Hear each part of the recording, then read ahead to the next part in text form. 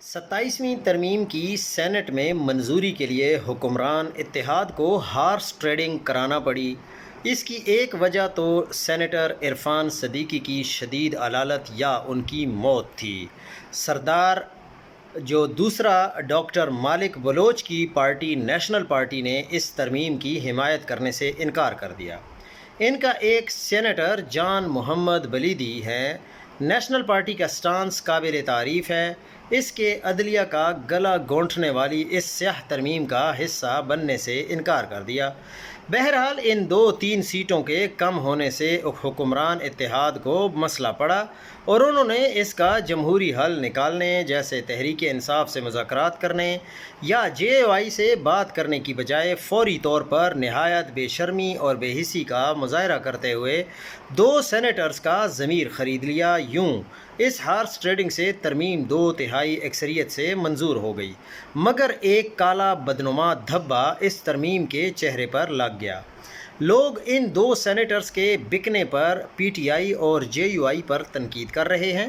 سوال یہ پوچھا جا رہا ہے کہ اگر آپ سرمایہ کاروں کو ٹکٹ دینے کے بجائے نظریاتی کارکنوں کو سینیٹرز بناتے تو یہ ہارس ٹریڈنگ نہ ہو پاتی۔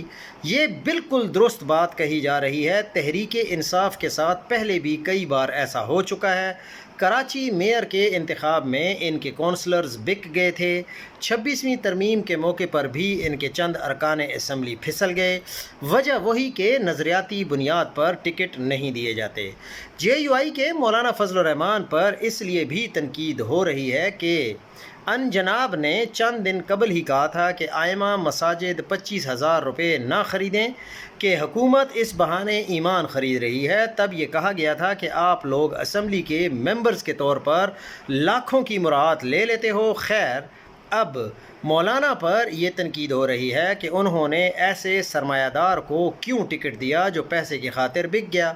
یہ سب باتیں اپنی جگہ درست ہیں، پوچھی جانی چاہیے۔ سوال مگر یہ بھی ہے کہ جنہوں نے یہ خریداری کی ہیں ان پر تنقید کیوں نہیں کی جا رہی؟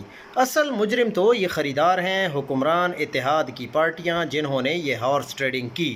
اب سب سے سوال ہونا چاہیے کہ آپ جمہوریت کا نام لیتے ہیں اور سب سے زیادہ آپ ہی اس سے کھلواڑ کرتے ہیں۔ اس کے ساتھ ہی ان سینیٹر سے مستعفی ہونے کا مطالبہ بھی کرنا چاہیے۔